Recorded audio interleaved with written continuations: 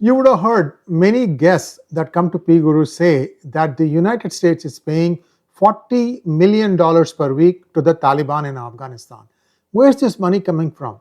Is that your and my money, meaning the US taxpayer money, or is it from something else? Like, for example, it is said that the Taliban or the Afghanistan government has about $8 billion in frozen assets in the United States. Is that being unfrozen? $40 million a week? Well, we've done some research. We've got a bunch of links to tell you what we found, and you can read the links for more information. But I have a quick infographic for you. Please like this video, and if you have not already subscribed to this channel, do subscribe to this channel. At the end, I have a few questions which might make things very interesting. So here we go. US funding in Afghanistan. Is the US government paying the Taliban? Well, officially, it is not supposed to be paying any money. So the way this is working is a system is in place from 2021 where US humanitarian aid provides significant and steady financial benefits to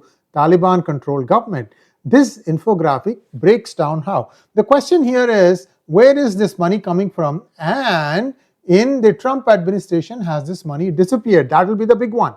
The UN flies, United Nations, approximately $40 million per week in cash to Afghanistan to fund humanitarian operations. This cash is the primary mechanism that indirectly benefits the Taliban regime. This humanitarian aid is funded by US taxpayers, your money and my money, allocated by the State Department and USAID. Didn't Trump stop all funding to USAID? And wasn't there a legal wrangle? What happened? Well, we'll come to that in just a moment. It's all US taxpayer money, whether it's going from the State Department or from an agency like the USAID. We'll just reserve judgment on that. What happens is, how does this aid Taliban? The cash does not go directly to Taliban, but it provides a critical economic lifeline through two primary channels. We'll come to those two primary channels in a second. This flow diagram will show you the process. For example, the US taxpayer money. The funds are allocated to United Nations and NGOs for humanitarian aid. And that money in the form of cash is flown into Afghanistan. Then there is two ways in which the thing is channelized. One is a currency stabilization. The cash is converted to local currency, that is Afghani, and this is run by the Taliban-controlled central bank, which stabilizes the Afghani. The second one is the direct diversion, whereby the non-governmental organizations are forced to pay taxes, fees, and duties to the Taliban government to operate.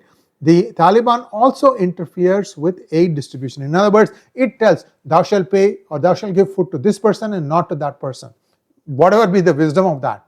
So the result is Taliban regime is financially benefited and also stabilized. So now let's take a look at what is the critical distinction. Why is the United States not taking money out of the $8 billion that it has frozen in the United States? We'll come to that in just a second. Right now, the source is US taxpayer money. So if the US aid is shut off, it means the Department of State is funding it. I'd like to know, because I scoured the web to see if the money is flowing into Afghanistan. Because when the US aid stopped, the United States also stopped funding airplanes that were supposed to carry some of the United States helpers in Afghanistan, and they were supposed to have been given permanent residency and so on and so forth in the United States.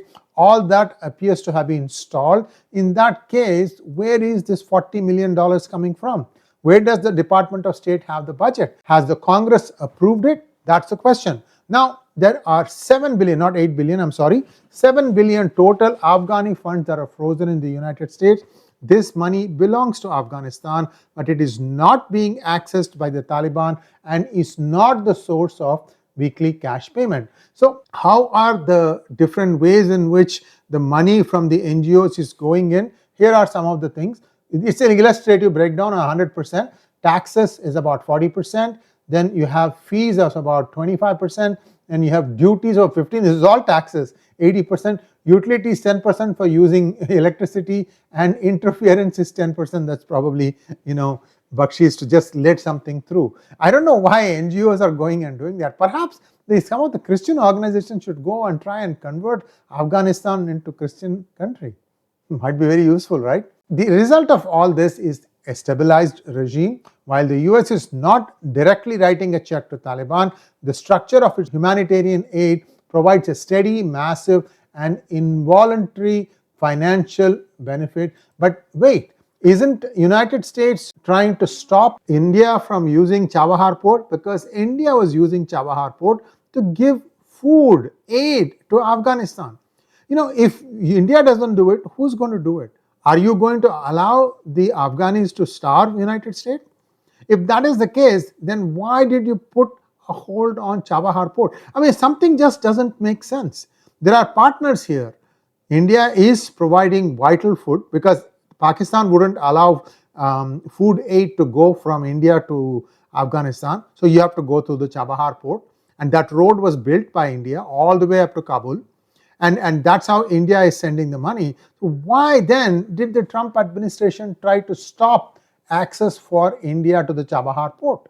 So sometimes it just doesn't make any sense. It also almost looks like the left hand doesn't know what the right hand is doing. You are paying money. United States, Trump administration is paying money, and India is providing food. So this is a good thing for both. And actually food is little less easy to corrupt. Food is food, and it's wheat, grains, rice, what have you. So I hope that the left hand and the right hand start seeing each other and start cooperating rather than trying to be at loggerheads with each other. I think the United States has kind of behaved in a bit of an immature manner, in my opinion. What did Afghanistan do for the free trade agreement fracas between India and United States? That's my question. Anyway, let's hope that somebody from the Department of State looks at this video and also explains where the $40 million per week is coming from in the United States, especially since USAID funds have been frozen. Thanks for watching. Please like, share, and subscribe to our channel. Don't forget to click on the bell button for notifications. Namaskar.